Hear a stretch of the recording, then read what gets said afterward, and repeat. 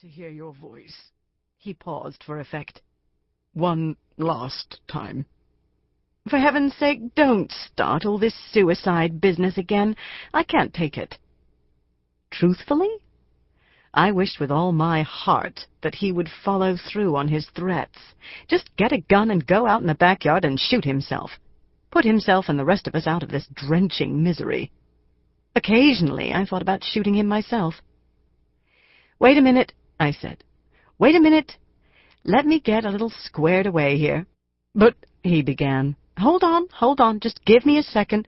"God damn it, Kick. Don't put down the phone. Please," he sobbed. But it didn't move me. I laid the receiver on the table. I used to lay it down gently and soundlessly, but now I just put it there. If the receiver hitting the tabletop made a clatter into his ears, well, it did. I pushed myself up against the headboard and snapped on my bed lamp, turning my pink and champagne paisley room into a comforting and serene friend. I tugged my satin nightgown loose from around my legs. Then I got all my covers neatly arranged, combed my fingers through my streaky blonde hair, and lit a cigarette. I always have to have everything in place before I can do anything properly. Listen, cook, take a note. Really, anything at all. But once I'm set, I'm set. There isn't anybody more rapt than I when the situation demands it. This one did not. As I reached for the phone, I spotted a stash of chocolate mint wafers under the curved edge of the ashtray and slipped one of the luscious little square green and brown sandwiches into my mouth, where it began to melt almost immediately. A creamy little bite with the mind-clearing snap of mint, the ideal remedy for the situation at hand. "Back," I said. All I could hear was the sound of him struggling for composure. My tongue forced the soft chocolate into the roof of my mouth until it formed an even coating.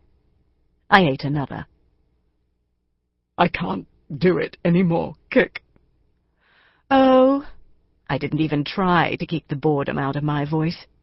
I tucked the receiver under my chin, reached for the new issue of Country Life I'd brought home from the office, and flipped through it, looking for our ad. There it was, Mrs. Baker's glorious ruby cabochon and round diamond necklace, shining from the page like a bonfire, scheduled to be auctioned after the first of the year. What a magnificent piece it was!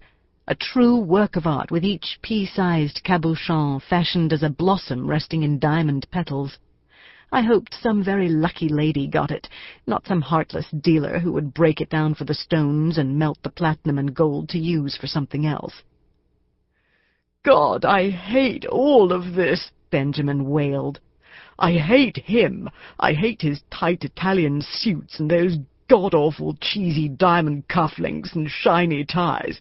I hate that goddamn slick-back hair and his whore of a wife. I hate his commonness, his lack of class. I hate the way he hates me, the contempt on his face when I'm speaking. I want to slap him, teach him some respect." "Benjamin, please," I yawned. "Let's talk about the future. Why don't you retire? Become chairman emeritus?" I noticed a little snag on my embroidered silk coverlet, retrieved a small pair of sewing scissors out of the bed-table drawer, and clipped it. "There's no shame in that. You can get a little place in the country and get away from everyone. Stop the fight. It's destroying you. It's not worth it." "I'll die before I quit." I didn't say a word. I took a last drag of my cigarette and puffed out a chain of smoke rings, a singularly unbecoming skill no lady should perform in public, and believe me, I don't. But at the moment there wasn't much else to do. "I even feel you pulling away from me. It's written all over your face. That's all right. I don't blame you. But you know I can't retire and leave the house of Ballantyne in the hands of an outsider. Especially an Irishman." The concept of the Irishman threw him into a new fit of sobbing. As far as he was concerned, he might as well have sold to Satan himself. I flipped 2 more pages. Good. Our ad was much better than Sotheby's. Better piece of jewelry, better layout and lighting, better photography. "There has been a Ballantyne at the helm since 1740. The burden of 260 years of family tradition coming to an end on my watch is more than I can bear. I don't know what else to do. I can't see any way to win." He sounded lost and far away. The words had already formed themselves inside my mouth to say, "For heaven's sake, Benjamin, get a goddamned hold of yourself. Act like a man for a change." But the explosion reverberated into my ears unexpectedly as a car crash. I never heard or saw it coming. Then there was nothing but echoing silence. I held the silent receiver for I'm not sure how long, my mind a complete blank, until I heard Sylvia's shrill voice trumpeting down the stairs, so piercing it was scarcely muffled by the closed library doors. "Benjamin? Benjamin? What are you doing now? You woke me up out of a dead sleep. Benjamin, answer me!" I heard the deep rumble of the heavy pocket doors sliding open. "Benjamin, do you have any idea what time it is? Oh, my God!" My breathing was shallow, tentative. I hung up the phone. It was over. I was free. 2. I suppose I was in shock, but I felt surprisingly calm and happy. No, not happy. Relieved. I leaned against the headboard and lit another cigarette and had another chocolate and just looked around, knowing that for the first time in my life, I was in control of my life. The lightness was amazing. I was floating. It's just me. When the merger had been completed and Owen Brace had taken over, it took less than 72 hours to see how completely unworkable the arrangement was between him and Benjamin. The two men could scarcely bear the sight of one another.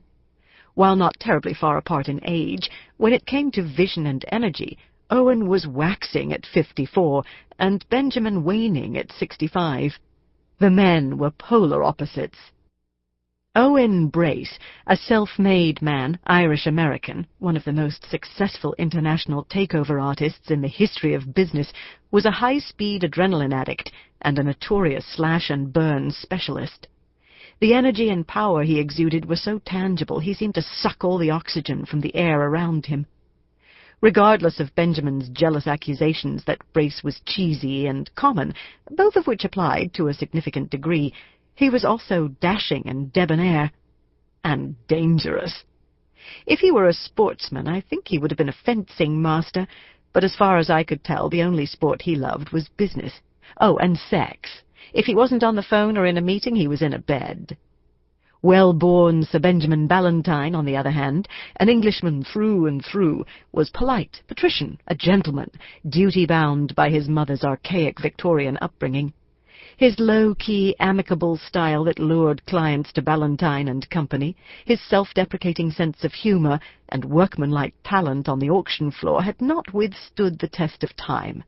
They belonged to another world. Dust was piled on their shoulders. He was unable to make the leap to accommodate what 21st-century customers required. His stubborn refusal to grow or adapt pushed him deeper and deeper into depression and dragged the company and its demoralized staff down with him. The only thing that kept Owen and Benjamin from coming to blows was me, their senior executive assistant, caught literally in the middle of the ancien and nouveau régime.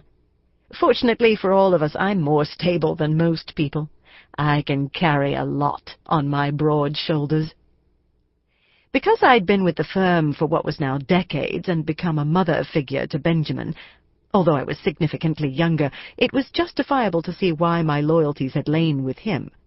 But finally my battle standard flagged. He robbed me of my sleep every night. I was exhausted.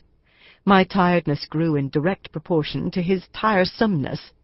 He'd become excruciating and infuriating, making me regret my pledge to his father, my late beloved deus ex machina Sir Cramner Ballantyne, that I would keep an eye on his aging, ineffectual son, not to let him stray off into troubled waters.